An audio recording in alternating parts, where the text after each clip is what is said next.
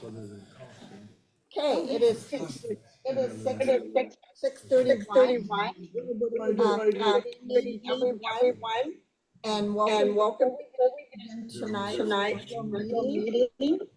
We here have a presenter on the stormwater comprehensive plan, and I'll let you do your introduction. Yeah. Can you hear us okay? I'm gonna assume that you can hear us. Wait a minute, maybe we've had these problems Get before. started. It's the owl. I think it looks like we are select speaker. Microphone is this. Okay.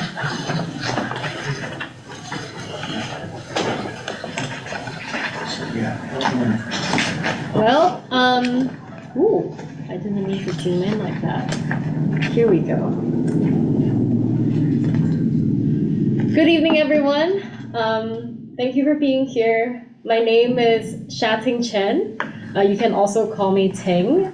I am visiting from HDR, which is a civil engineering consulting firm, and I'm based in the Seattle area. And I'm here to present you the work that we've done on the Stormwater Comprehensive Plan, which is the first one that's done for City of Cosmopolis. And this effort was supported by the grants funding from Office of Chehalis Basin. And my role is a stormwater engineer, so I'm a civil engineer by training.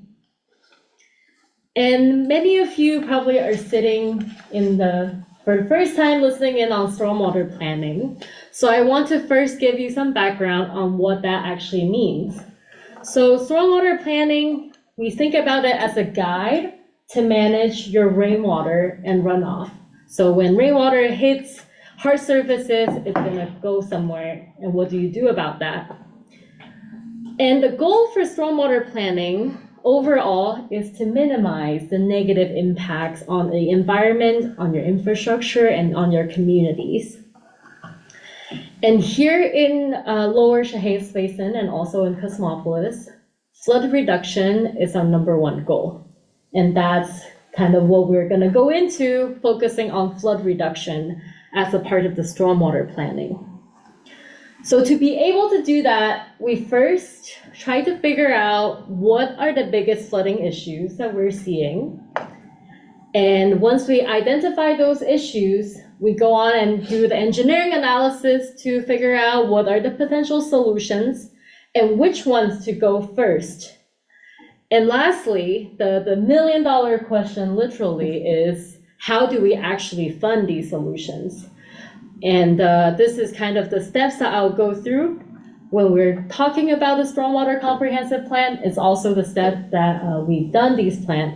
So we go from talking about existing flooding issues, and then we go to proposed solutions, and lastly, we'll go into the financial analysis that we performed as a part of this comprehensive plan. And that's also the agenda for today. So first, going over to the bigger picture of stormwater planning, in United States Clean Water Act tells us how we should regulate and protect our water resources. And in state of Washington, Department of Ecology usually regulates that. But for municipalities that's small, like Cosmopolis, the municipal stormwater permit, which is a part of the Clean Water Act, actually does not apply. What we have here is local ordinances that help us regulate stormwater and tell us what to do.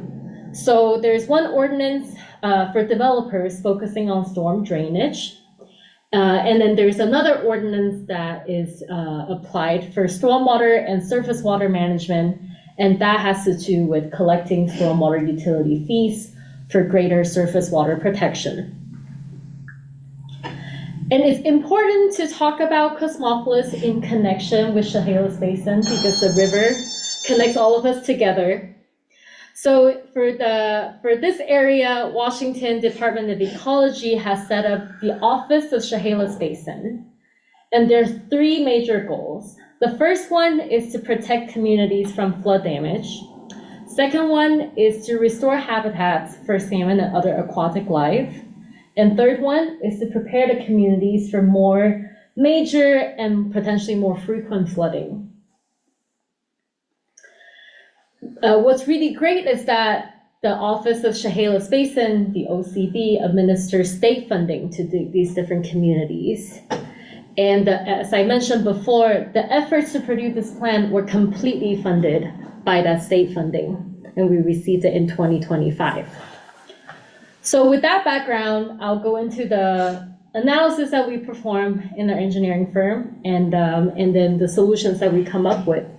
So first, I want to start by talking about existing infrastructure. So we reviewed some old drawings of the city system and identified about 220 catch basin and manholes. You drive by them every day. There are about 4 miles of pipes.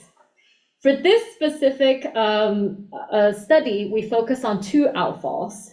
There's the Chehalis River at East Street, so that's the one over here. and then Mill Creek at Second Street. So that's the one closer to the Mill Creek at over here near the Thai Gates.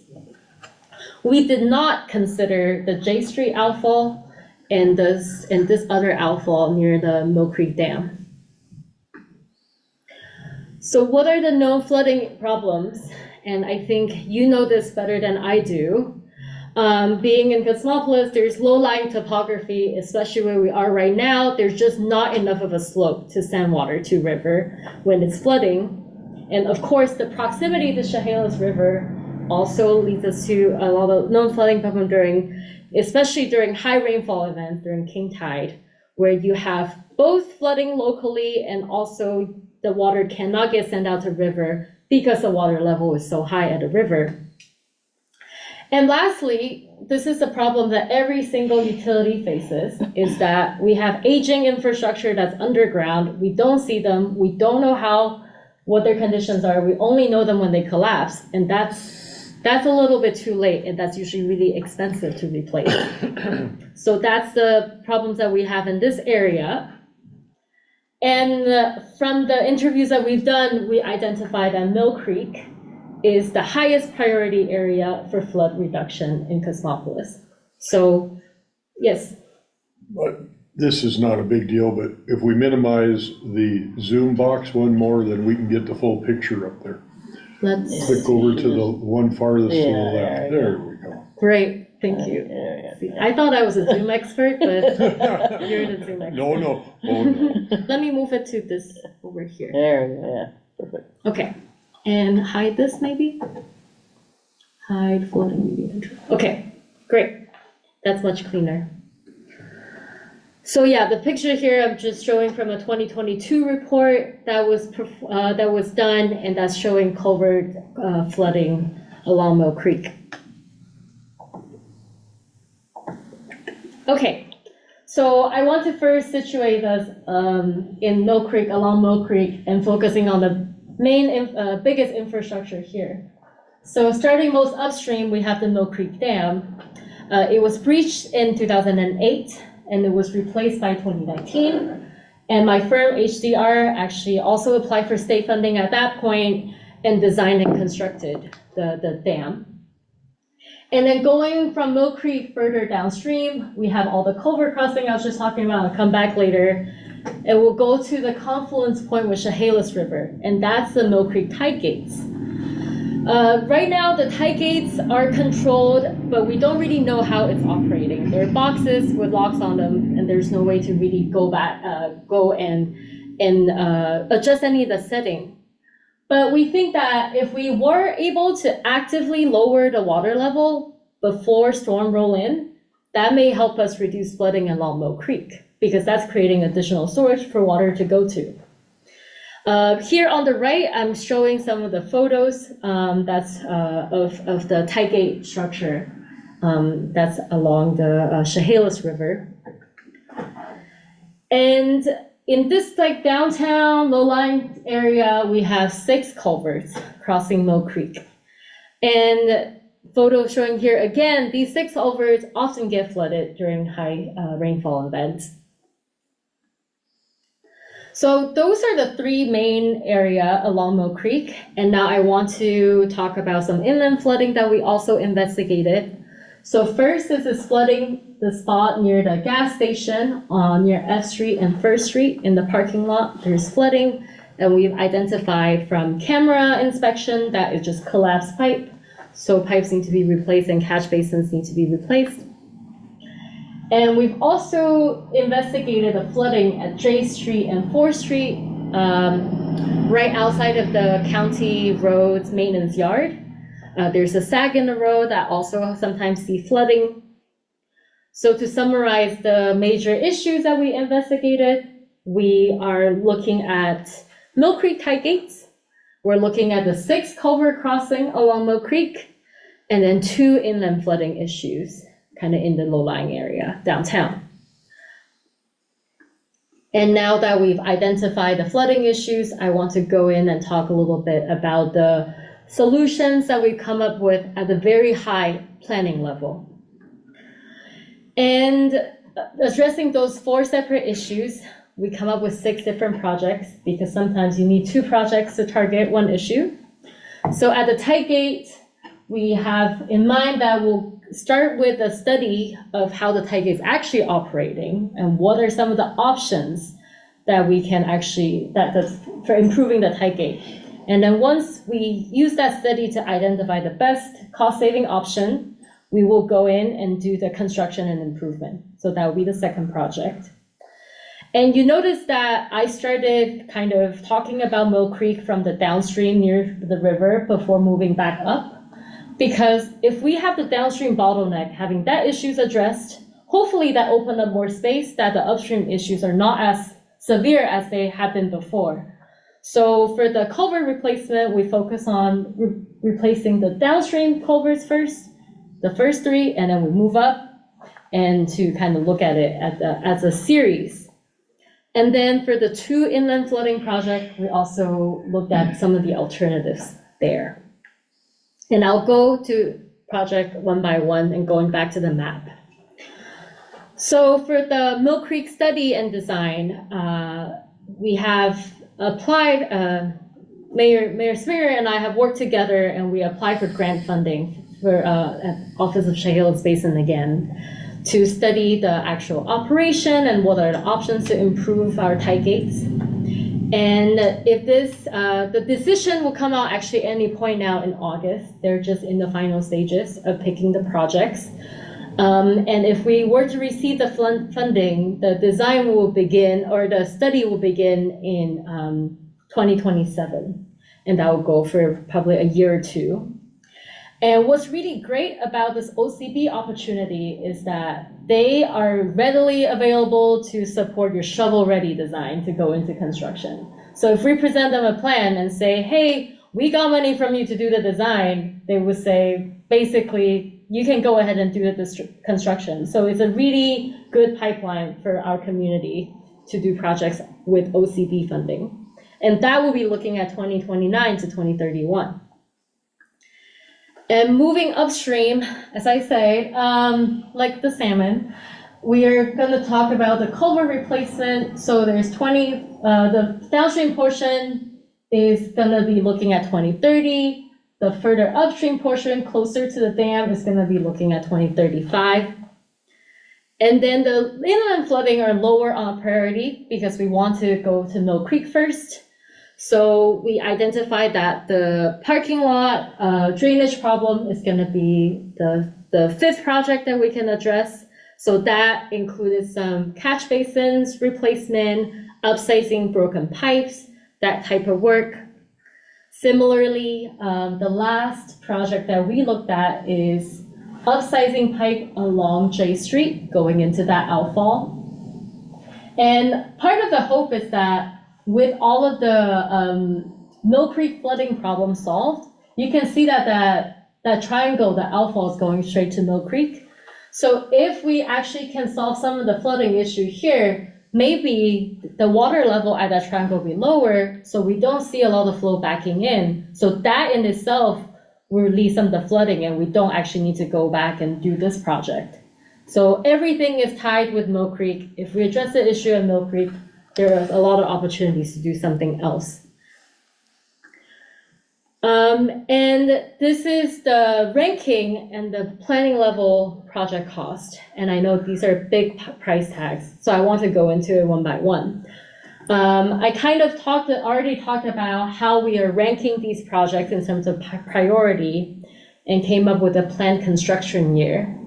So the project cost I want to really emphasize for the giant asterisk around it is that these costs, when we're looking at 2038, that's escalated to $2038. That's not looking at $2026. We're assuming 3% of inflation every year to get to that cost. And when we're presenting this analysis, because it's at the planning level, we assume the most conservative cost. So this is going to be probably the upper limit of what we will see on these. But even with that being said, this totaling is looking at $27 million, right? We're all wondering how are we going to do a project like that.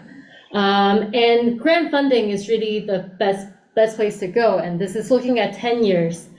And I just also want to emphasize again that we are actively pursuing grant funding to do some of these studies. And we just do them one at a time, one step at a time. And this is, and then the Taigei study and design is the first one on the list. So this last part of the presentation, I want to go into a little bit of detail of the financial analysis that we perform as a part of this project. We started by looking at the existing revenue for CAUSE. Stormwater utility here is exclusively funded through rate revenue. So that's the stormwater fee that you're paying. Right now, it's a flat fee of about $7 per account per month. So that's per parcel per month. And what I didn't include here is comparing it with what other utilities are charging in the area. We're at about $7 flat fee per month. And the second cheapest one above us is at $14 per month, doubling what we're charging right now. So I think it's fair to say that CAUSE has a smaller revenue simply because we're not charging as much as some of our neighbors are. And even with that, we are right now budgeting at approximately $70,000 annually for stormwater utility fees. And when we did this analysis, we assumed there to be no customer growth over a 10-year horizon. So the future revenue projection assumed there's no customer growth. It's really just staying at the same population, same amount. And I will go into the weeds a little bit here because I want to kind of step by step go through how we came up with these numbers. The first thing that we go in is to try to figure out how much money do you actually need to run your program, to run your storm utility. So the number one thing that everyone spends money on is operation and maintenance, just doing the bare minimum.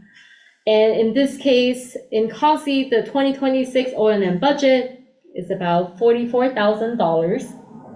And when we are looking at future cost analysis, we're escalating that at an average inflation rate of 4.2%. And to simplify the analysis, you can see me crossing it off there. We assume that there are no additional revenue coming from taxes or from inter-fund transfer. So we're just focusing on stormwater utility on its own. And we also know for a fact that stormwater utility itself does not have any debts. So that's also crossed off of the revenue requirement. We don't have to pay any debts from stormwater utility. And the last piece of this puzzle is to figure out what we call rate-funded capital. That is, if we had savings, if we had a reserve, and if we have needs to go fix this project, how much would that cost just to do the basic repairs in addition to your operations and maintenance? Just basic capital cost. So I will show you now the capital plan that we use to kind of look at the rate-funded capital. So from the capital funding plan, we started at a capital cost, and that's what the system needs. And based on the 6 projects that are identified, this is the astronomical number of $27 million over the next 10 years. That's the capital cost. But then when we're looking at how much money that we can actually pay for that, as I said, we're actively pursuing grants to actually pay for some of the capital costs. And to further simplify the analysis again, we're assuming that we're not spending money on any reserve to fund any capital projects, and there's no debt to pay. And the difference between what it costs to do all the capital projects and what we can get from grants, ideally, will be the rate-funded capital. And even that is a big gap. So I do want to give you the time to kind of think about that for a little bit. But coming from the rate study, our number one recommendation is to continue pursuing grants and loan opportunities. Here in the purple highlights, I basically highlighted opportunities that have loans. And it's really great that in the state of Washington, hardship communities like Cosmopolis are often prioritized for loan forgiveness. and also for grant funding. So this is really an advantage for us in that way to get that grant funding to do something with stormwater management and with flood management. What's in blue are the grants that's available for stormwater management and also with like Office of Shayas Basin for flood reduction. These are competitive grants that everyone in Washington will go for. As a consultant, I help other cities apply for these things, even if it's Bellevue, even if it's Everett that have bigger pot money. But again, hardship communities are often prioritized when it comes to receiving these fundings. So that's the number one recommendation. And number two, and this is what I want to present as something for all of us to consider. This is not a thing that I want us to go in with a resolution today, but it's thinking about what to do to increase capital reserve. So I'm presenting two options here in the part of this analysis. The first option is to increase rates by phase. And as an example, we're thinking about increasing the rate by 5% annually for the first 5 years. So we build up some of that reverse and reduce that increase to 2% annually, just as an exercise. At this rate, we're gonna see a total reserve of about $20,000 by 2031, which is still a small amount for the kind of work that we need to do, but that is a 28% increase from what we have right now. That's pretty huge. And what that looks like to your monthly fee could look like is just putting a quarter and a dime in the piggy bank every single month. And that, if everyone were to do that, that's $19,000. But this is just one option that we considered. The second option, which is very common among stormwater utilities, is to support, to use an equitable rate structure. Meaning, if you have a bigger parcel, if I own a bigger piece of land, I'm expected to pay more for stormwater management just because there's more rain that lands on my property than on single-family home. So in this case, a lot of time, the industrial parcels and commercial parcels could be charged more to offset that difference. And the rate for the single-family home and residential could remain the same. So these are just two options that we've looked at for the comprehensive plan and something for us to kind of consider as we move forward. But I'm gonna close it out by just talk about some of the recommended next steps. So the first two I've already talked about when it comes to financial health. One is to continue pursue external grant funding. Two is to consider adjusting stormwater rates to fund capital, perhaps adopting a more equitable rate structure. And three, I'm using some big words here, asset management plan for city stormwater infrastructure. What it means is that I think it's important for the city to know what facilities we actually own and what's in our responsibility to maintain. That's what I mean by asset inventory, to know what's in the system. And the second is, because they're all underground most of the time, doing a condition assessment of these assets will give us an idea of if they need to be replaced in 5 years or 10 years or 50 years. So we have a way to plan for these upgrades. And the last thing coming up from that is to figure out how much do those replacement and renewal will cost. So that will help us get a sense of at least what is coming up next. Because like any of your home repair, when it's broken, it's going to be more expensive than replacing something proactively. And the last piece is to continue implementing engagement activities for overburdened communities so that they know that there are different flood reduction initiatives going on in the region. This is my last slide, and I left my email, my work email on the slide for you if you have any other questions about the comprehensive plan. It's now on the city's website for you to also look at if you're interested. But I'll open the floor up for any questions.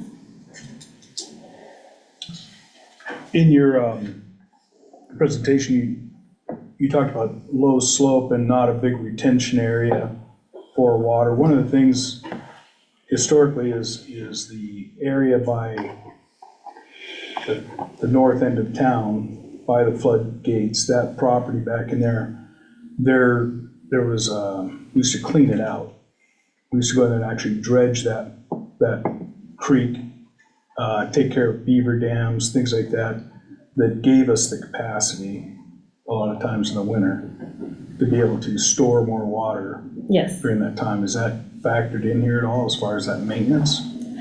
That's definitely something that we are considering for the tight gate study, in the way that creating storage is the only thing that will make the tight gate work.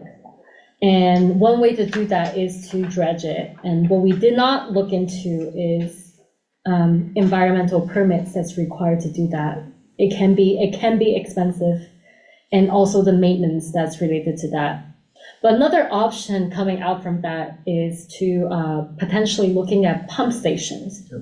So instead of dredging it, creating that storage year after year, putting in pump station and then pumping that water directly out to Chehalis could be another option.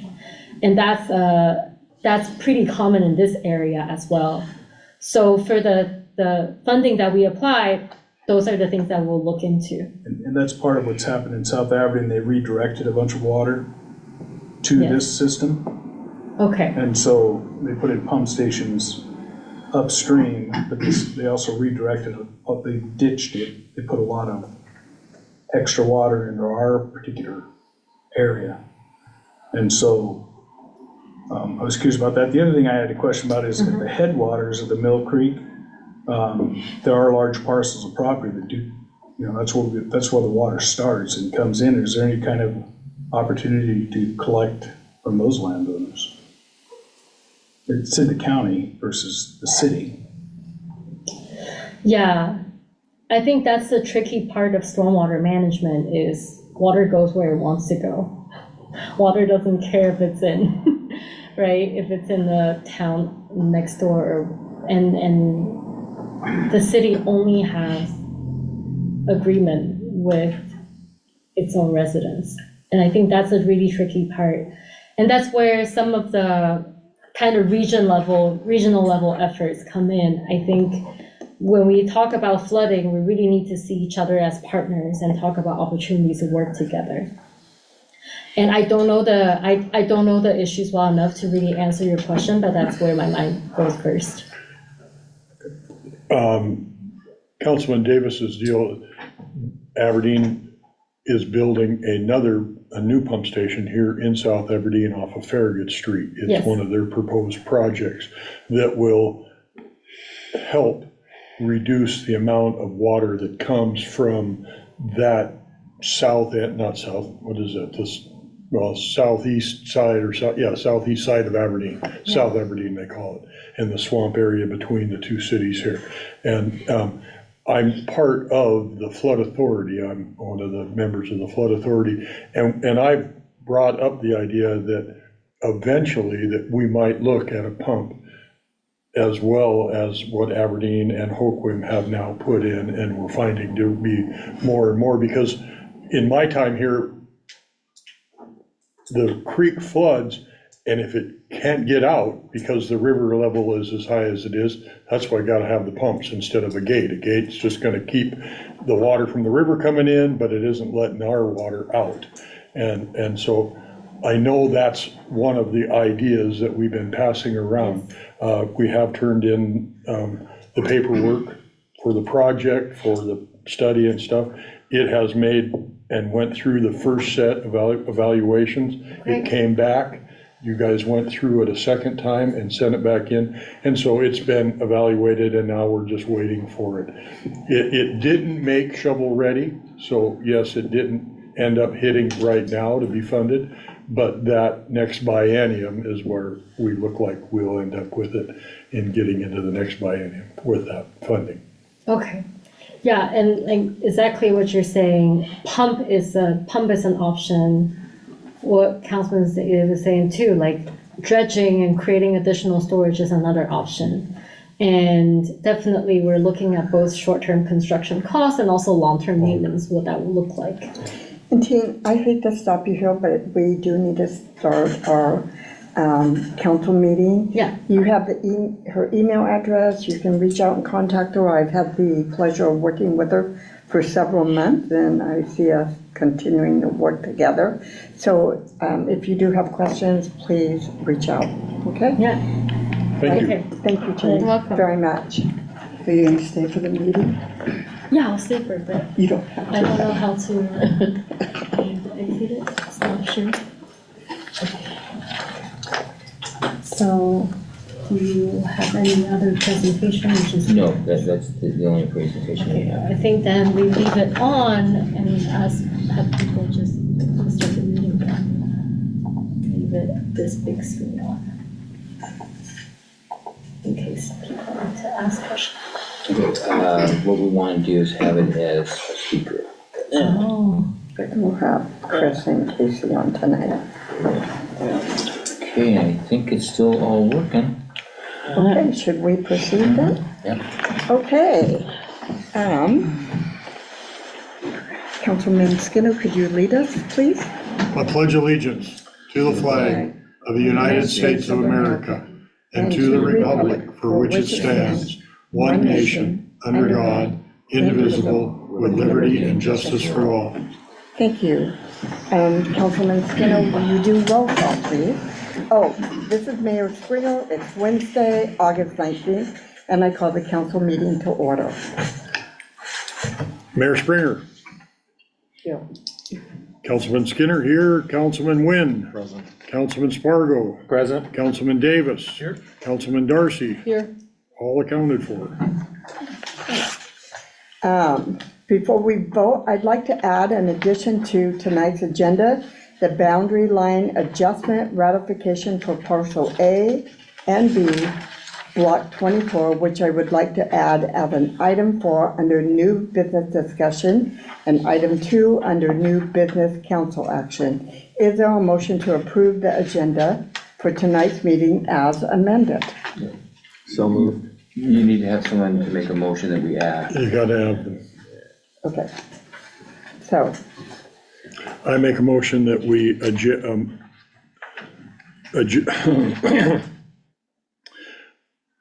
adjust the agenda to reflect the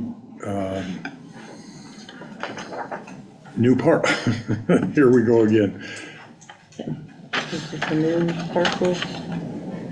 To add the ratification of for parcel A and parcel B, block 24, to the new business, and item number 2, take council action. Is there a motion? That was the motion. Now you need a second. Thank you. Seconded. All those in, Any questions? any questions? Where is that? Where are the, what area are we talking about? Isn't this piece of Is this part property? of the, oh, this part, oh, okay, gotcha, okay. Any other discussion? All in favor? Aye. Aye. Okay, moving on to the consent agenda. Is there a motion to approve the consent agenda? I make a motion to approve the consent agenda. Is there a second? Council Darcy will second that. Is there any discussion? All those in favor? Aye. All those opposed? Okay, moving on. Council comments at this time.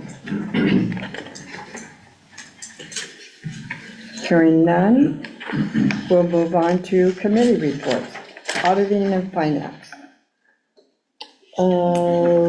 I didn't go over the vouchers, and also, Councilman Skinner and I for the vouchers ourselves as well. Part.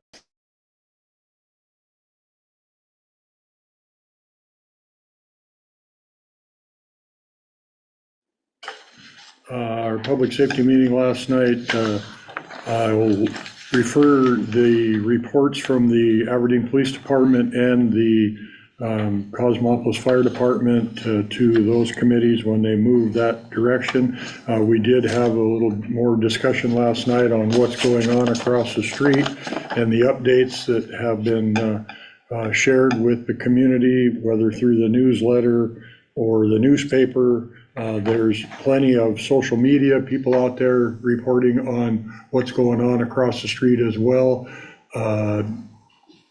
All different kinds of information. I think our best bet is to get our information from the EPA and go with what they're letting us know and how they're dealing with the issues over there. We can all see as we drive by that it seems to me that somehow, even if it is August, there's less water right now sitting over there on the ground than there had been for the last few months. So either they broke a beaver dam or something happened over there to reduce some of it. They have taken chemicals away, and they will proceed to continue to do that for the upcoming months.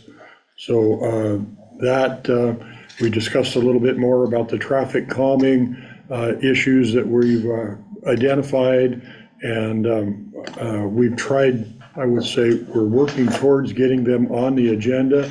The agenda has been full of priority items, and so that hasn't hit the agenda yet, but we hope to here real soon get that on the agenda. Other than that, Councilman Davis, you took some notes, you got some more to add to it? Oh, I think you pretty much covered it. Okay. Okay, Public Works. Well, we did not have a meeting this month, so. Okay.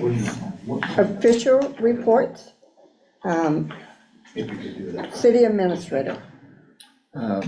Council, first of all, this is my first council meeting that I've been, so it's been I tell people I've been drinking from a fire hose to get that, but I really want to appreciate you as council helping me understand kind of how that where we are with it, because anytime you walk in something new, it's new, you just don't know. You assume stuff and you don't know, but it's been great being here, and I've just been amazed with the citizens that are in Cosmopolis. I mean, they're just great people, and the parks and just the whole town is a great town. Now, with that being said, obviously there's some big challenges that we have, and you guys have been doing actually a pretty good job of managing it. I mean, with limited resources, definitely a lot of stuff going on, but I'm excited to be here, and my door is always open. So if you need to track me down on something, and if I don't know, I'm going to tell you I don't know. If I do know, then I'll probably, hey, this is what we can do. And I'm gaining some thoughts, but of the town, but understand that there's just a lot of things that my goal is to work within versus coming in and saying, hey, I've got the answers for everything, because I don't. But here at the table, I think that we can work together. So with that being said, I want to give some updates. One of the big things that obviously that we've been working on is Cosmo Specialty Fiber and the site cleanup that we had last week on Thursday. We had held here at the City Hall meeting with the EPA, or EPA basically it's a drop-in, so people could ask questions. There were 12 people that were there, and they included a representative from Congresswoman Randall's office. I was there. We had a daily world reporter and a representative from the Quinault Indian Nation. And then, of course, the 3 EPA employees that were there, 1 public affairs specialist and the 2 on-scene coordinators. And the EPA's goal is to remove large quantities of chemicals stored at the site over the next 3 to 5 months. And they're going to be working Monday through Saturday, 7 a.m. to 5 p.m. The funding, that was a big question that came up, is where it's coming from. It's coming through the Superfund Authority, but the officials stressed that this is not a Superfund site. So it's just that's where the pot of the money comes from. And the reason why the EPA is here is they have the ability to work on acute problems that are time critical. So that's removing the chemicals, so that's their, what they don't do is they're not going to do soil, they're not going to do, whatever the structure is over there, they're just basically there for the chemicals. That is where ecology comes in, so that's going to be a bigger discussion of what happens next after the EPA is done. They think there's between 700,000 and 750,000 gallons that have been confirmed, primarily the red liquor, which contains magnesium sulfite. I don't know if I got that spelled right or said that right. But there's additional tanks that they haven't gotten to yet, that they're going to work on getting there. So there could be a lot more. The red liquor is going to be pumped using new equipment. So they're going to, instead of using their existing equipment, because there's no power over there, they're going to open up the top and basically suck the stuff out. And then they've got stuff that's going to neutralize it on site, so neutral pH. And then they're going to truck it to the licensed disposal facilities. They said that they're probably going to take it through the Blue Slough area instead of going through town, but they'll do that. The Washington Department of Ecology, which was not there, but they are the ones responsible for the separate address oils in the smaller containers. And so you're probably going to see spill vehicles in there. It's not that there's a spill, they're there to clean it up. So far, the EPA has documented 8 to 9 leaks, mostly in the piping, and some of them are small leaks. But they said that the inactivity of the facility makes it less hazardous than an operating mill, because I know we've all been talking about what happened down south. But it's no longer heated, no longer pressurized, but they've got concerns with aging tanks, and they have no maintenance history of what's going on, so there remains concern. They're going to be air monitoring. Will watch for sulfur dioxide, particulates, vapors, and they're going to be publishing monitoring data weekly on treatment and shipping totals. Right now they're using open treatment tanks, and the reason why they do that because they can analyze whether or not it's happening. Now, if they're going to monitor it, but if something was to happen where there's more fumes that are being released, and they've got sensors all over the place, then they can do closed tanks instead, but it's harder to monitor it. EPA, they over and over again said they're limited to removing the bulk chemicals, and ecology is the one that's responsible for long-term investigation of soil, groundwater, sediments, wetlands, overall site cleanup. And we've had conversations, but we don't really know what the plan is. So that's going to be something that we just got to keep pushing. Unresolved issues, which they don't know, is the residue sludge, because as the tanks empty out, there might be stuff that's on the bottom, and then it might not be practical to remove it, other than, if you want to get someone in there to suck it out. So that's where they just have to figure out as they go whether it makes sense. And then there's a lot of pipes through the entire thing, and so some of the pipes are like inch thick, and so to clean all the stuff out of there is probably going to be impossibility with it. But they're going to do, once they get in there, they're going to have a better idea.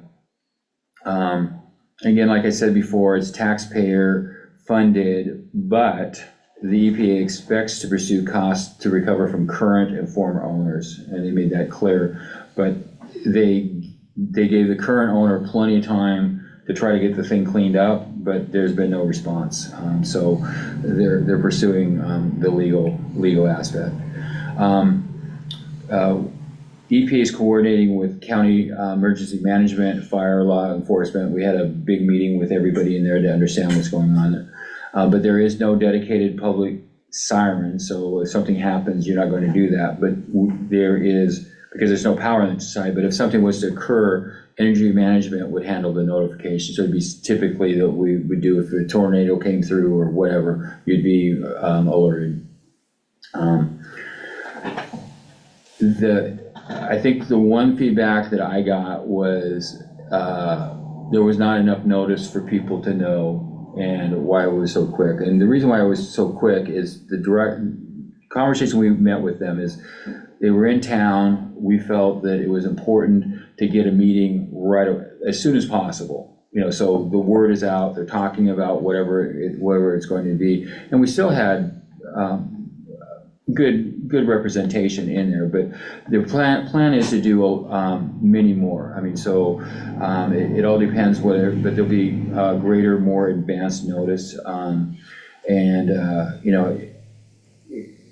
If there's things that we can put the word out better to get that, we certainly would do that, because really they were, if you were there, they were great people to talk to. I mean, they were just gave you the facts. I said that, what they could work on, what they wouldn't, but they haven't actually done all that stuff. So the plan is to have more drop-ins, and then our plan from the city is also to create a web page with all the information on there to keep people up there. But their page that they actually have, which is the response.epa.gov/CosmoTCRA, is pretty good. I mean, it has all the stuff, and you can go and see some of the documents with it. So our plan is to put that together.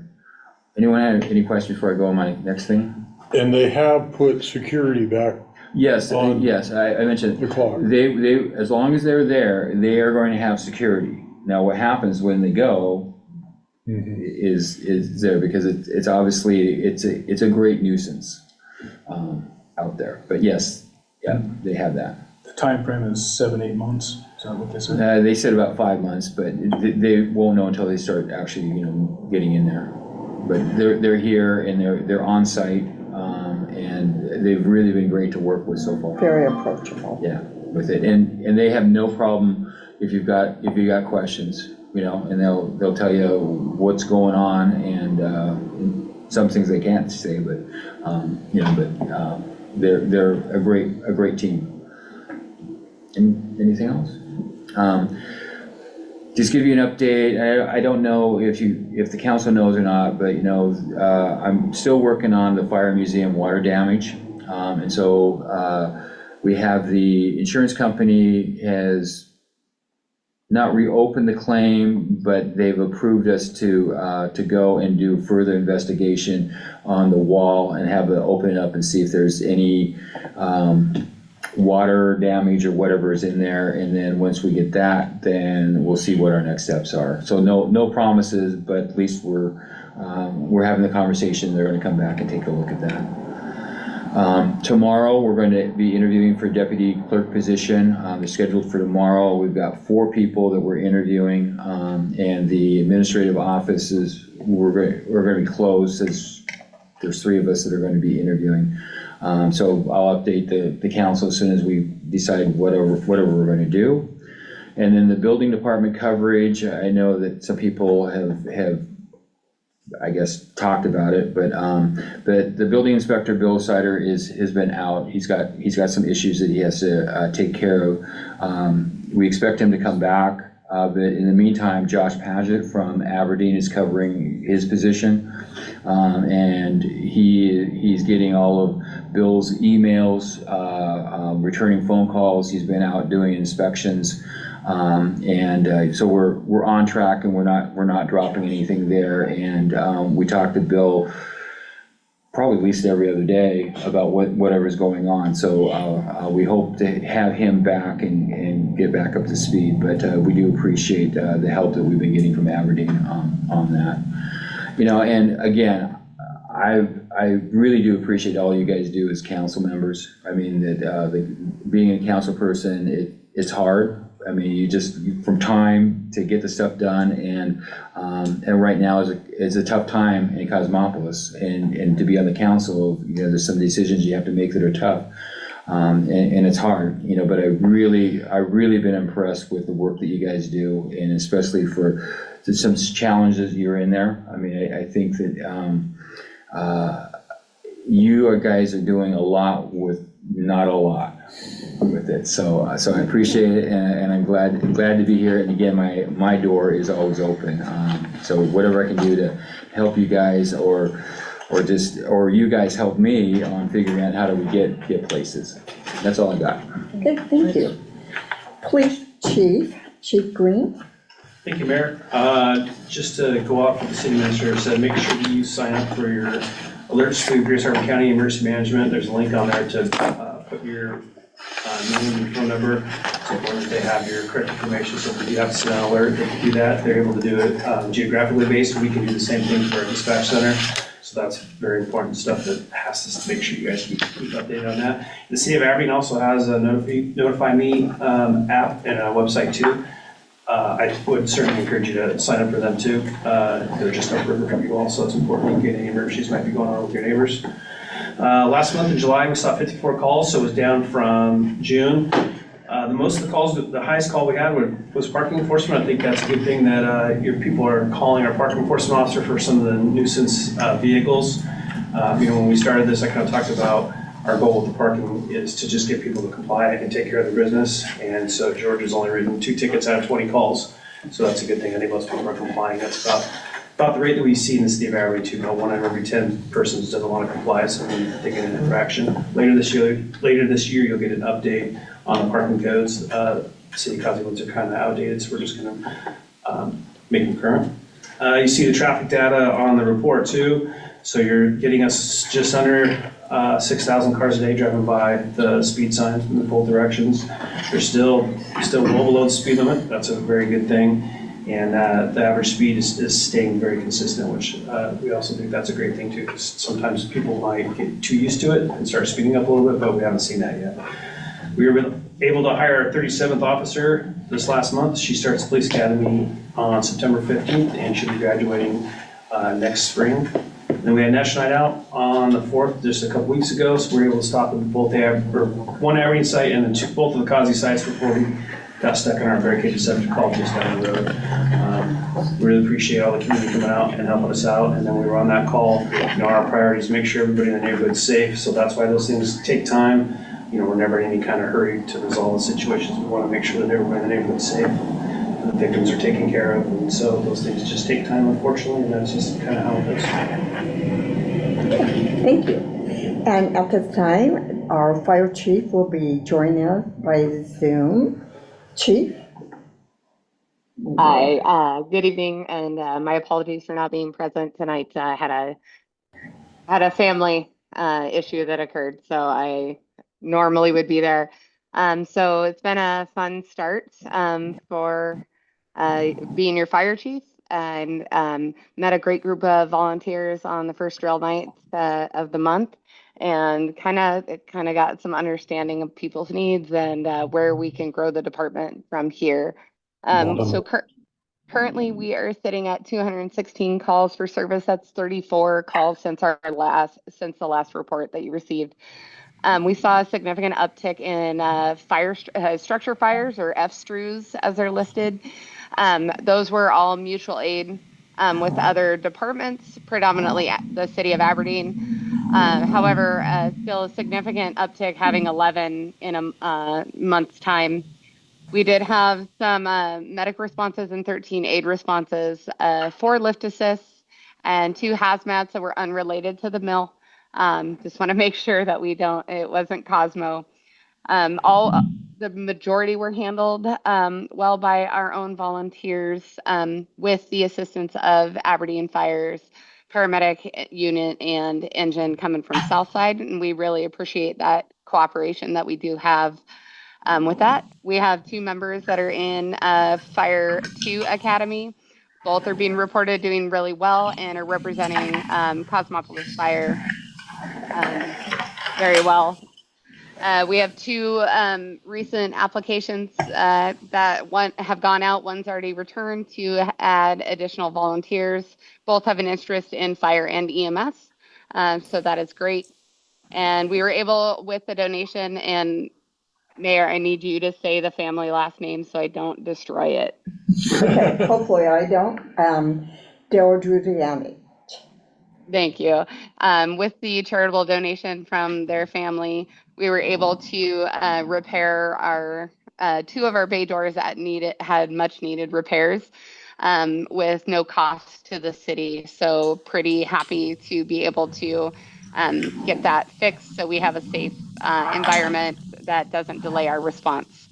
That's all I have for this meeting. I'm sure I'll have more in future meetings.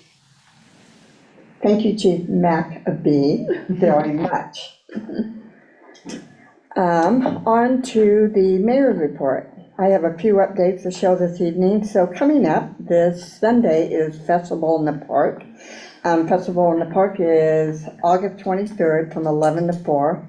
I want to note a correction. Our newsletter had a misprint listing Saturday as the correct date is Sunday, the 23rd. You can look forward to a free kids corner, music featuring from 12 to 2, Colin Gage, who is a well-known musician in the community and very popular.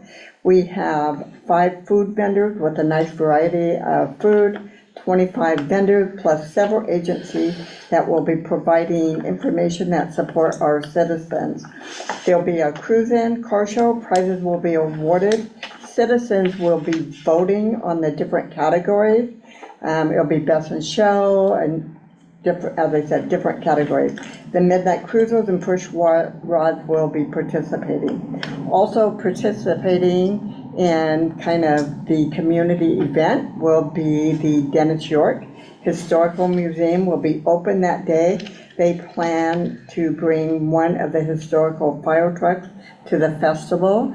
Our chief will have also applications for that volunteers can pick up there. And so there'll be a lot happening on the 23rd. Get out, visit businesses, come to the festival, go up to the Dennis York Historical Museum. We normally, we had started the volunteer pancake breakfast. Unfortunately, we're not having it this year because our 2 volunteers that are very actively involved in it. They are the individuals that training, and then our chief. Coker was also one of the volunteers last year. He is now working full-time as a fire chief at a different department. So also, we have a blood drive that will be on August 24th. I think she still has a couple spots. We have information that if you stop by City Hall, we can connect you. It's also on our city Facebook page, and it's from 9 to 3. The blood mobile will be located on D Street on the curb next to the fire hall. So if you haven't, you have an opportunity to save a life and really help out, because blood at this time of year, Jane came in and spoke at the senior luncheon and gave a wonderful presentation about the need, and there was a very high need for it. We did not have a public work meeting. Scheduling was interesting in this, but I will give you an update.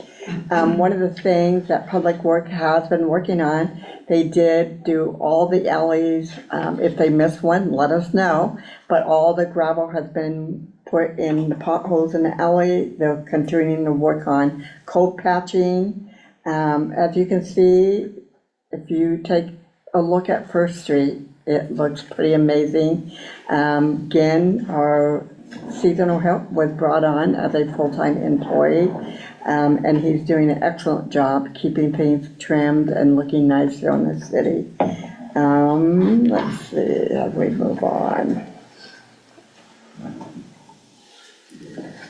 Oh, the other thing coming up is the chief spoke about National Night Out. We had one there at Highland Park and one at the Dennis York Historical Museum. Nice turnout for both of them.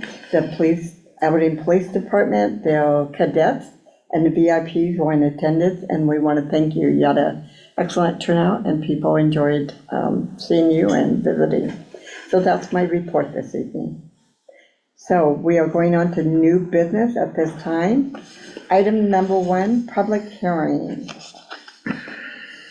Closure vacation of LA Row, and John, will you speak to this? You want to do that? So at this time, I will recess the regular council meeting and reopen the continued public hearing on the petition to vacate the alley right-of-way adjacent to lots 1 through 20, block 49, rural NIMS addition as petitioned by the Cosmopolis School District. Okay, if you remember on July 15th, the council passed resolution 2601 setting tonight's date for the public hearing that we had on that special meeting to vacate the alley right away adjacent to lot 1 through 20, block 49, rural NIMS addition. The petition was filed by the Cosmopolis School District. And they're the property, it's like right in the middle of the school with it. We have not received any written comments, and we only received so far we've only received two verbal comments, and they were both in favor of doing this.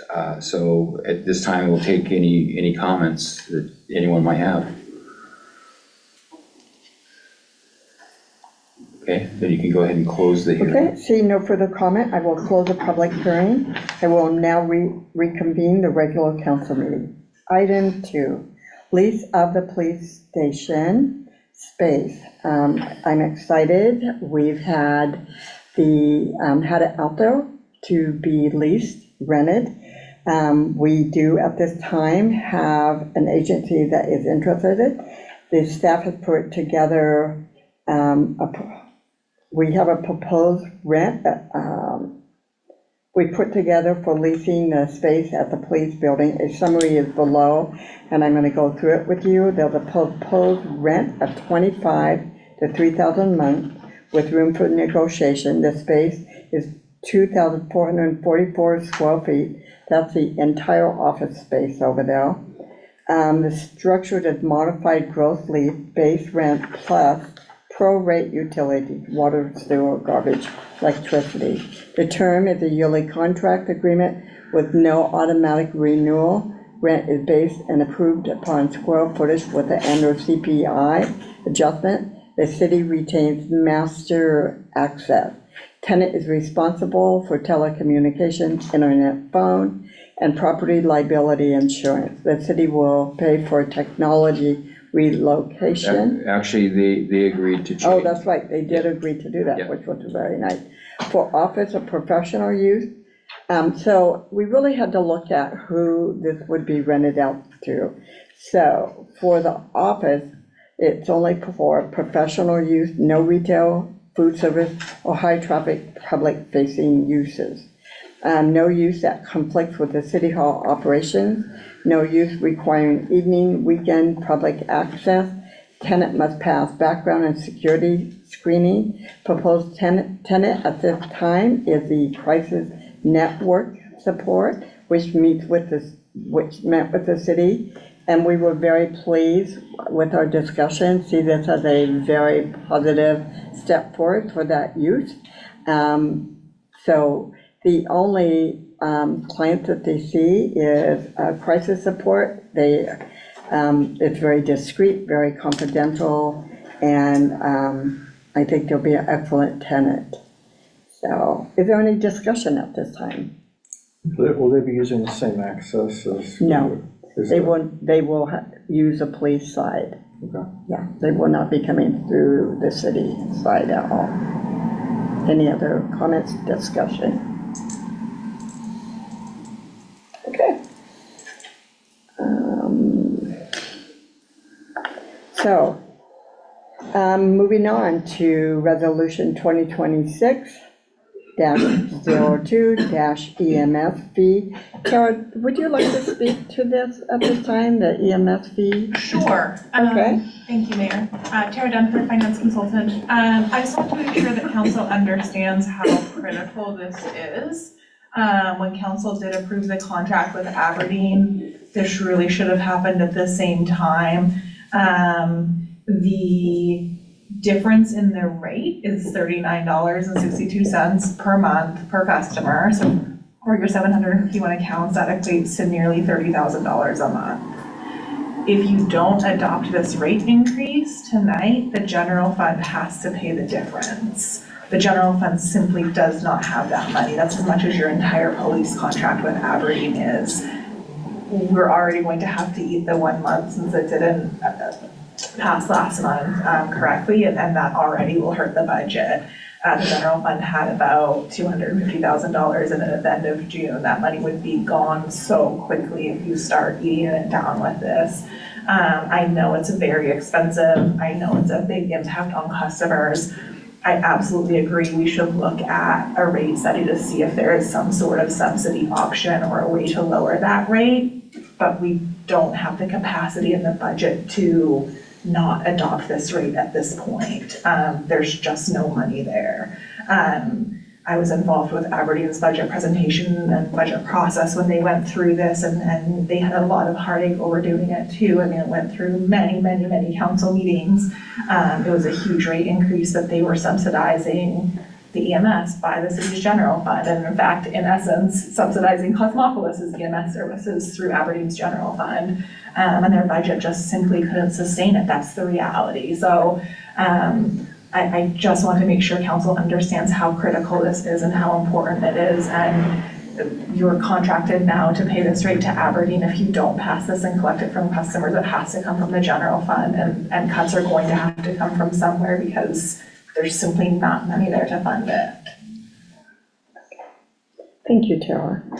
So this resolution would increase the monthly EMS fee charged on the utility account to $67.54, as we discussed in a workshop, meetings, many times previously. Amending resolution number 2023-04. Is there any discussion before the vote this evening? I have a question for you, Tara. If you might recall, Chief Foley brought forward an EMS fund or some sort of EMS break off from the utility bill. That separate money was going towards the Causey Fire Department. What happened to that fund, that money, or does this rate eliminate that fund now that the rate is increased? That's a great question. So you still have the new Fund 110. So that was established last year for the EMS fund. Previously, the EMS revenue was accounted for in the general fund. Okay. It's still in essence the same thing. The money comes in from customers and it goes out. We're just tracking it in a separate fund so that you have really easy visibility. What was established last year when that fund went into play, there was a very small difference between the amount charged to customers and what was remitted to Aberdeen, a couple bucks, and it equated to $7,500 in last year's budget. The goal of the chief at that time was to build up some money and have a little bit of resources to start funding your own EMS program. Being that now it's going to be a direct pass-through, we won't have that additional $7,500 a year. Gotcha. That's a good question. I do recall that we talked about being more of an accounting. I mean, even if it lowered that fee to a $66 instead of $67 per month, it would help the citizens. You know, it's just a heavy rate on our utility bill. Yes. Thank you, Tara. I was curious about that. My questions are still the same that I've had. Is in the contract it says utility hookup. What utility? We talked about it, whether it's sewer, whether it's water. Water utility, so it's the 751 water connections. Okay, there are roughly 630, I can't remember if it's 631 or 633 sewer connections. Right. So those that are on wells obviously don't pay sewer. So it's the 751 water connections. Okay, 751. So the other part of that question is, there is exemptions available, and are we using, or do we know what those exemptions would be? So my question is, my math says we're paying 759 connections based on the fee to be paid. And I'm just curious about the city buildings. Are we including those? Because we didn't used to in the water connection. It was exempt from the contract. So we went from 730 a few years ago to 700, I have 759 water meter connections. I'm just looking at the July report right from the financial system, and 751 connections were billed in July. Whether those are where the city ones are, I'm going to see if I can find that. I'm not an expert in the utility billing system, so let me see if I can find that answer quickly. I may or may not be able to.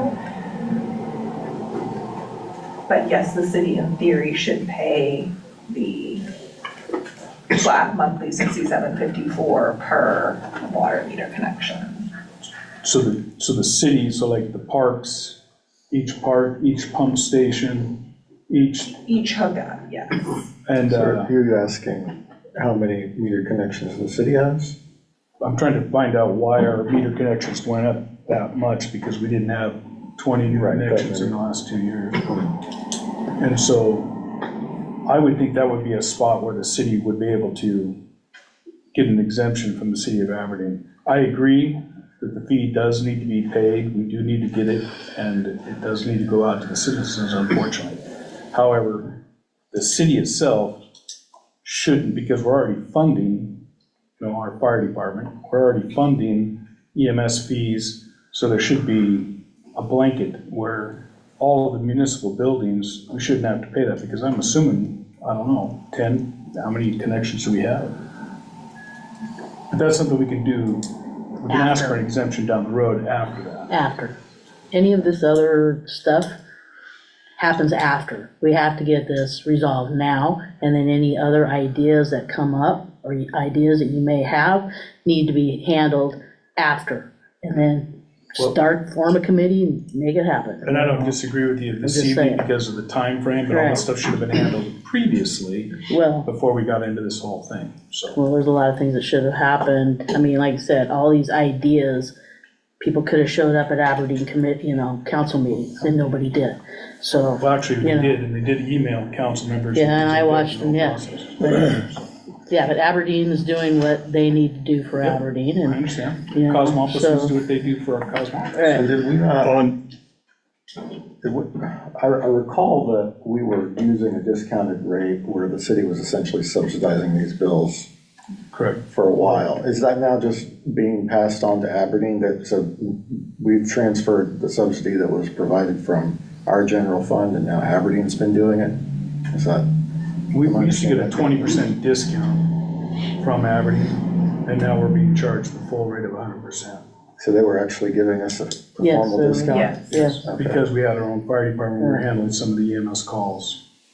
And the problem And now is we're that we didn't have enough volume, our staff didn't respond to enough volume of calls, and so they wanted to raise it to 100%. Okay. There is a hope that we can get more active and be able to respond to the calls, and then at that point, Right. they said they would consider lowering it back down to an 80% rule. Right, I recall that. Fire because I was- Chief Goldberg had a good presentation on it.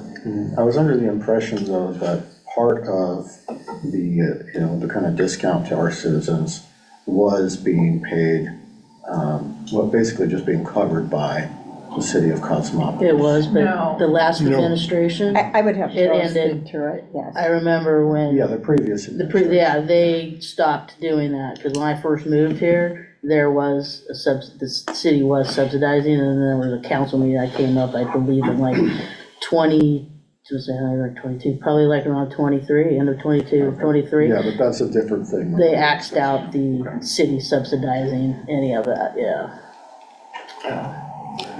Charlie, maybe. only comment I'm going to make, this probably not make some happy, but we voted and passed this resolution over a month ago. And then we came back and found out that we had to, or pass this ordinance to raise the rate. And then we came back because we found out that we had to pass a resolution to pass the bill or to pay the bill. And the action of the council that night cost the city $30,000 of our reserves. Even though it had already been voted on and passed, to try to make some point about not having process procedures or doing things in the past, we just threw away $30,000 that should have been passed on to the residents. We're all residents. I'm not saying that I was exempt from paying it. I had to pay it too, and I understood that I had to pay it. But to hold hostage the bill to try to prove a point was not good policy. Well, I respect your opinion, however, I disagree. I think the good policy would have been to answer these things. We brought it up in January and February, and tried to get answers to these questions, and they weren't answered, and they're still not answered tonight. So tonight, we're gonna call for a vote. There's still questions to be answered, but I do agree, again, we're put under the gun of the urgency of we have to do this now. The policy should be done previous to the vote.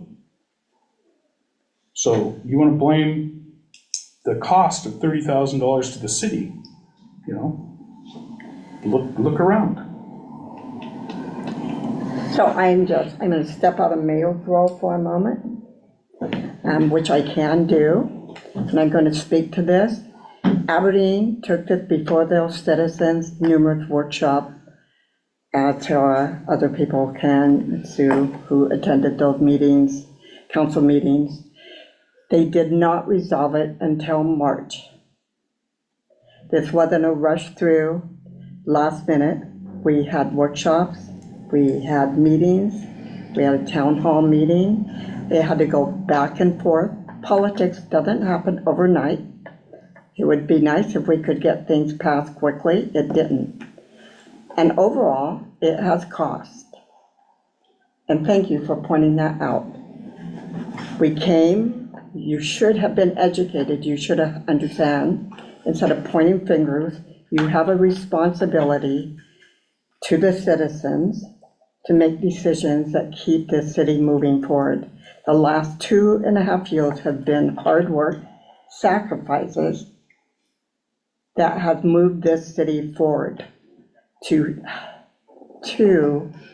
make that kind of vote that set us back 30,000 was very disappointing. Because there's Council Hill that work, that volunteer to make a difference, and then to see what happened last council meeting was very disappointing. And that's the last I'm gonna say on it. Any other comments at this time?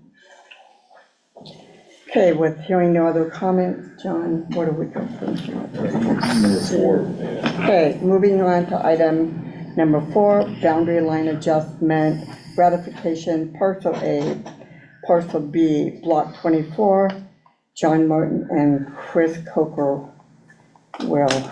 So the reason why this is here, that is, we have on further down a proposal to sell a piece of property, and went through digging to get some information on a boundary line adjustment it was done. So it was surveyed, it was done, the boundary line was submitted to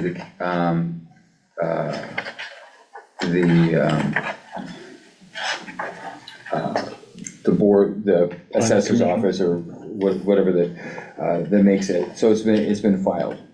Now, one of the things I went through, and I could not find any documentation that was brought before the council for approval. So what we need to do is, obviously, before we sell the property, and the correct property description, everything is in the sale package correctly, but one of the things that if you're in a city and you make an adjustment to a property line adjustment, the council has to approve it. It has to become and it didn't, and I don't know why, but it just didn't. And so in advice to our attorney, that his suggestion is that to make it legal, what we need to do is bring it before the council, make it basically backdate that we approve it, and because Well, it needs to be approved, I mean, from a council point of view, so that's the reason why it's here. Ask what is the reason for the property line adjustment?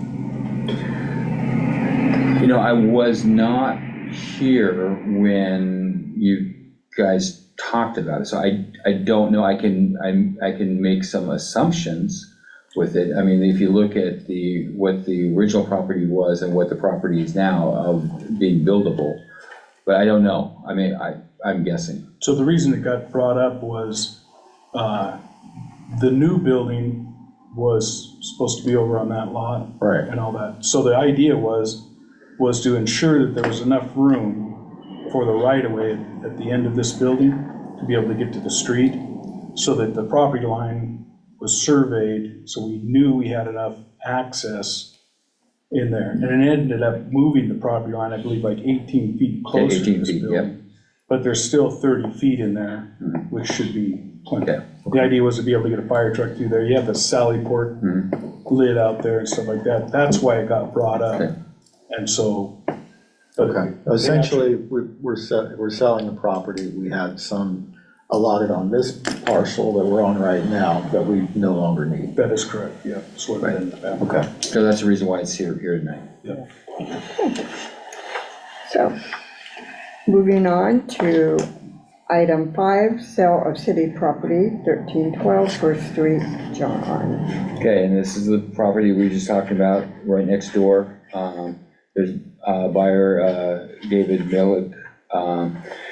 County assessor appraised the value is $39,781. Listed price we put up at $79,500. Buyer's originally offer was $65,500, and then we countered, and this is where $76,000 with it. You know, and so the key is, one, if the council accepts that when we go in there, but we kind of need to do both of them if we're going to proceed forward, as far as the boundary line adjustment and this, so. We could probably do one, yeah. So I just have a question about the agreement that's on here. Is it expired? Because it says that his offer was made in July and that it's only.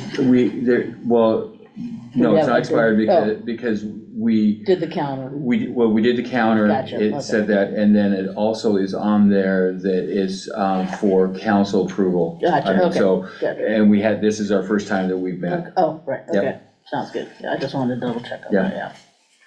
Other than that, it's just your basic land deal, you know? Yeah.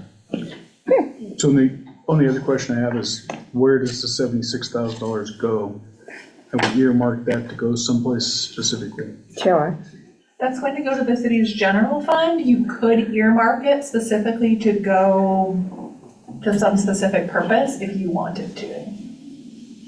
Probably be good to help make up for the EMS fees that we just lost. Yeah, be a good earmark. Yeah, the appropriate time to do that would be during the 2027 budget process. Budget Yes. process. Yeah. Do we know what plans he has around? Yes, I'll go ahead and speak Yeah. to that.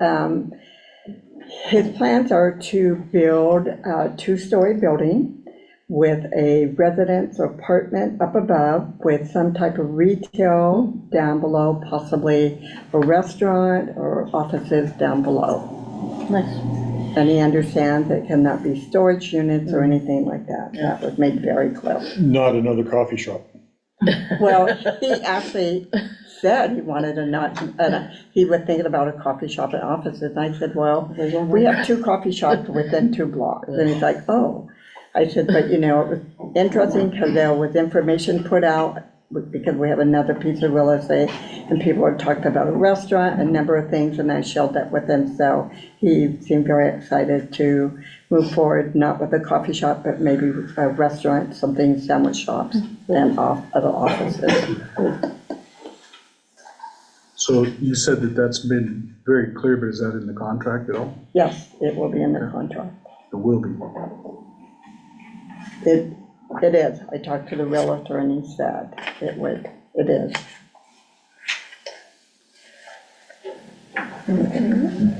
No? Okay. Moving on to ordinance 6, number 1406, vacate alley row. Sean? Yes, so this is what we've been talking about. It's the school district that wants it vacated.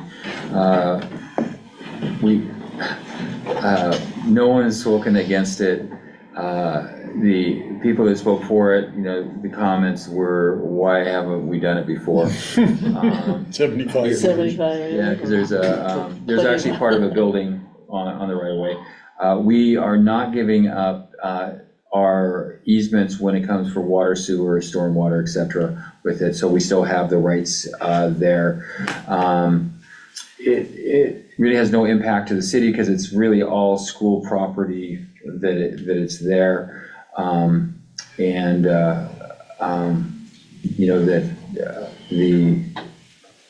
really don't have much more to say. I mean, it's something, and, I'm pretty sure the reason why that it was never brought up before is back in the day, people didn't have computers, so to look at plots and things like that were very difficult. They probably didn't realize it. And then when they started this construction project, their team goes, hey, you know that you don't have right access, and this is the time that we should fix it. So I'm sure that's why it came to us, and again, it's the right thing to do. Okay. So moving on to item 7, 2026, our budget amendment ordinance number 1405, second reading, Tara Dunford, our CPA. Thank you. So no changes to this document since council saw it last month. Just to go through the items quickly, in the general fund, there's $192,115 for museum capital improvements. This is 100% funded by insurance money that was received partially in 2025 and partially in 2026. The reason we need a budget amendment is council still has to give expenditure authority to the general fund in whole, and there's not enough cushion in there to absorb $192,000. But it is truly a net zero in terms of revenues and expenses. The next two items go together. So the bond fund is getting $242,901 coming from the real estate excise tax fund. This is related to the shortfall on the City Hall project. The comprehensive plan was adopted back in April and included the project in the comp plan, which allows the city to use real estate excise tax funds to pay for debt service and project costs on this building. Again, that one is really, there are no other options, there are no other funding sources for this. It really is administrative cleanup and the only available funds that the city has at this time to solve this problem. In the sewer fund, increasing intergovernmental services funds, $273,000 to reflect partial payment to Aberdeen for 2025 services. Back when we did the original budget, we didn't include any payments to Aberdeen because we didn't know what the payments were going to be and what the agreement was going to be. Lastly, amending the FTE schedule, removing the position of police clerk, and then adding the part-time city administrator position. Again, back when we did the 2026 budget, we kind of knew we might be moving towards contracting out for police services, but we did not reflect that in the dollars budgeted. Net savings for 2026 are approximately $58,000 for the police department switch. There were a substantial amount, about $92,000 of leave buyouts, insurance, and other expenses incurred in 2026, which will go away in 2027. So the total annualized savings is about $150,000 from contracting the police department. Part-time city administrator on an annualized basis will be approximately $75,000 that can be allocated across all funds, so the utility funds can pick up a piece of that. Cost for the remainder of the year is $36,500. Those are all the items included in the budget amendment. Does that take care of the rest of the building finally? That, Yes. okay, It takes care of the rest of the building, except for the interesting fact that the mill oh, is right. behind on property taxes. Oh, Now, right, and to your yeah, point, yeah. Amy, last time, it's others as well that are Right. delinquent on property taxes, but Right. their property tax bill is so substantial Yeah, that it has caused that fund to go in the Yeah. negative, because when the city levies for the debt service payment, their piece of the pie is so substantial. So yeah, that's gonna hang out there as an issue until that's resolved. right. What would we be able to do with the remaining funds in the real estate excise? So anything that's in the comp plan and also complies with state law regarding spending of real estate excise tax, you can spend on that. So think parks, capital improvement, street projects, a new city hall, if you wanted to go that route. And just general administrative, and general government capital improvements typically. Save it for a rainy day. Yeah, it's interesting, you cannot use it for, police services, you can't use it for EMS, you can't Right. use it for anything like that, it's strictly capital Yeah. improvements. Yeah. We need some of those too. Okay. So moving on, item 8, Policy and Procedure Committee. Councilman Davis, did you want to speak to that? Yeah, I'd asked to have the Policy and Procedure Committee brought up. I think it's necessary, in talking with several other council members over the time, I've asked for policies around things, and we don't have written policies in a lot of cases. And even the council meetings change from time to time as far as how we handle it, how public comment periods are handled, who's addressed in the, how the public is recorded in the minutes is gone from their name to a citizen. And it's really hard when you go back and try to research something when it just says a citizen said, or a group of citizens said, made a comment. And if somebody really has the courage or has the stamina to get in front of the council and speak, I think respectfully, their name should be put in there. But those are some of the items. Hours of City Hall, the use for this building, lots of different things that we really don't have any policy, any written policy on, that we should have policies concerning. I felt like it's good. There's probably 10 or 15 things off the top that we've talked about at the council that we don't have policies on. That was the goal, was to try to put together a committee that would actually address each of those and bring those policy suggestions to the council to be fulfilled. Good, thank you. Any comments? Well, I think our ordinance specifically says that the forming of a committee is at the discretion of the mayor, so it seems like it's not a decision that we need to make. It seems to be an administrative issue, so that's what our ordinance states, so it's nothing that we really officially vote on to happen. It seems like something you should be sitting down with the administrator and the mayor if you want to create a committee, because they're the ones who do that. Yep, which I have. And so what I'm doing is I'm asking the council to work together on helping the administration understand the need for a policy committee.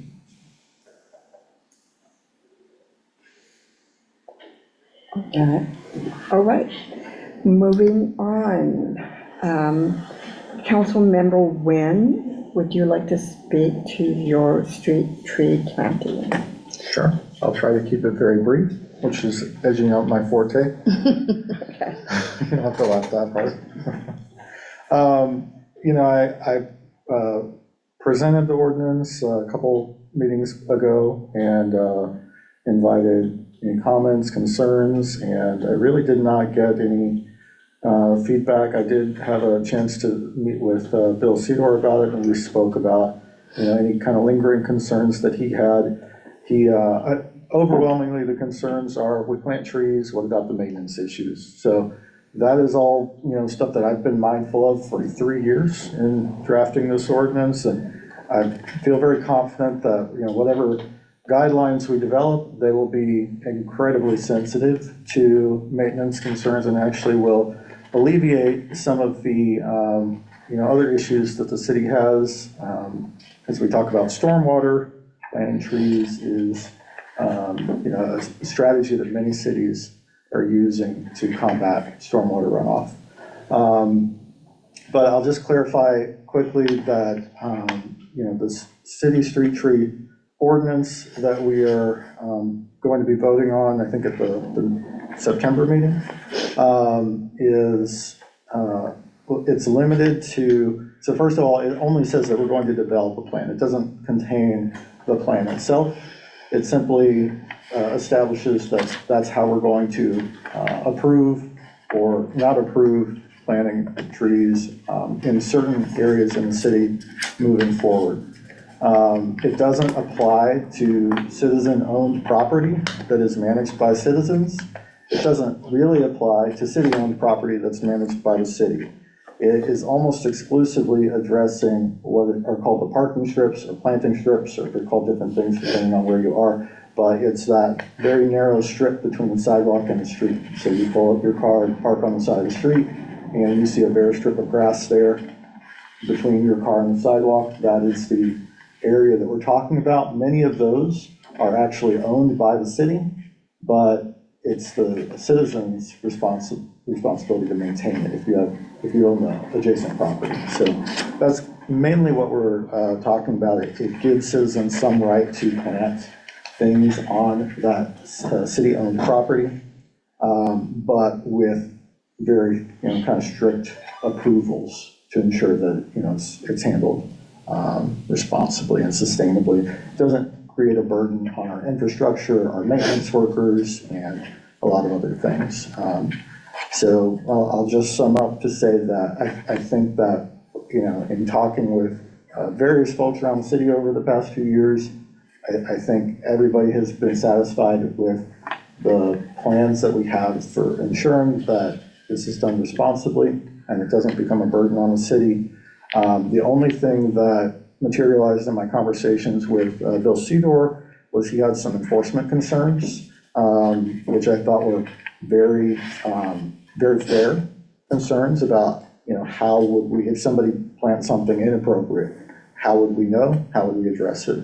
And so we have a pretty good idea, I think, of how we'll address that as well. But all the details will be coming in a later thing before the council. This is just basically us agreeing we will develop a plan that will be brought before the council. Okay, thank you, Councilman Nguyen. At this time, public comments limited to agenda items only. I will now open the floor. You will have 3 minutes. Please state your first name. And are there any public comments at this time? I'm Mary. I just want to make a comment on the sale of the property next door, and Steve asked about for what the money was earmarked for. But my recollection, anyway, was at the meeting when it was discussed that we needed to do that because of the budget overreach for the building and that type of thing, that it was talked about of that it should be earmarked for paying on the overage of the building, which if it's paid off and it's fine, then that's one thing, but that's what was discussed at the time, that it would be used to pay towards the building since it was part of the whole situation. Any other comments at this time? Okay, hearing none, we are going to move on to council action items. So we will move on to item 1, to vote to approve resolution 2026-02-EMS fee. Is there a motion to approve resolution 2026-02, increasing the monthly EMS fee to $67.50 per account? So moved. Is there a second? Second. Is there any discussion? All those in favor, say aye. Aye. Any opposed? The motion passes. Item 2, motion for council consideration, boundary line adjustment ratification. Is there a motion to retroactively approve and ratify the boundary line adjustment between parcel A and parcel B, block 24? Councilman Skinner, I move that the city council retroactively approve and ratify the boundary line adjustment between parcel A and parcel B, block 24. Councilman Spargo seconds. Okay, is there any discussion? Hearing none, all those in favor? Aye. All those opposed? The motion passes. Item 3, vote to approve the sale of city property 1312 First Street. Is there a motion to approve the sale of city property at 1312 First Street, tax parcel 0310024001000 to David Malik for $76,000? Councilman Spargo moves to go forward on topic. Is there a second? Councilman Skinner seconds. Is there any discussion? Hearing none, all those in favor? Aye. Motion passes. Item 4, vote to approve ordinance 1406 to vacate Alley Row. Is there a motion to approve ordinance number 1406, vacating the portion of the alley right-of-way adjacent to lots 1 through 20, block 49, rural NIMS, addition of petition by the Cosmopolis School District? So moved. Councilman Spargo seconds. Is there any discussion? All those in favor? Aye. Any opposed? The motion passes. Item 5, vote to approve the 2026 budget amendment ordinance number 1405. Is there a motion to approve ordinance number 1405, amending the 2026 budget adopted with ordinance number 1402? Councilman Skinner makes motion to approve the 2026 budget amendment. Council Darcy will second that. All those in favor? Aye. Aye. I'm sorry, is there any discussion? Okay, all those in favor? Aye. Any opposed? The motion passes. Item 6, vote to approve final stormwater comprehensive plan with HDR. Is there a motion to approve the final stormwater comprehensive plan as presented by HDR Incorporated? Council Darcy will move that the final, to approve the final stormwater comprehensive plan with HDR. Councilman Spargo seconds. Any discussion? All those in favor say aye. Aye. Any opposed? Motion passes. At this time, public comments for city business only. The floor is open to the general public for comments. Please state your first name. We ask that you be respectful and keep your comments to 3 minutes. Okay. Hearing none. Moving on, council comments. To council members only. I guess I'll start us off. First, I want to apologize for not making it to your presentation. Most of the council knows and most of the community knows I'm a big part of most of the community sports. If kids play the sport, I normally coach it or I'm participating. This time of year is football season. It is started. Bobcats are playing football over there at Stewart Field. I will be limited for the next 2 months as budget season is started. I will be doing my best to arrive for meetings, but presentations may be difficult to attend for the 2 meetings going forward.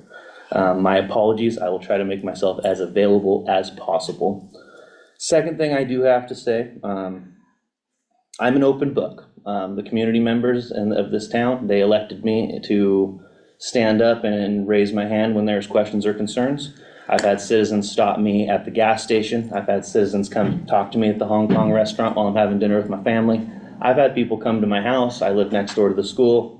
I'm easy to access. If anyone ever has a problem or the concern of the things that I say or do as an elected official of this community, please reach out. I am happy to discuss anything that I am saying, doing, or voting on. Fellow individuals at this table, please also feel free to communicate to me. There was one individual that reached out. They were concerned on what was done last meeting, and we spoke on it. And I feel that we left it in good terms, and she understood where I was coming from. So I am not out to make enemies. I'm out to try to stand up for the community and the citizens of Cosmopolis as they elected me to take this position. So that is all I have to say. I appreciate everyone that's came out, and I appreciate everyone sitting at this table. Thank you. Any other comments from council? In the spirit of apologizing, I don't know that apology is strictly necessary. You know, it has been noted to me by folks that, you know, they would like to see me more in person and less on Zoom. And I've missed a few more meetings than I would have liked to. And I just want to acknowledge that and, you know, be very transparent. And I've always struggled with having the capacity to serve on the council.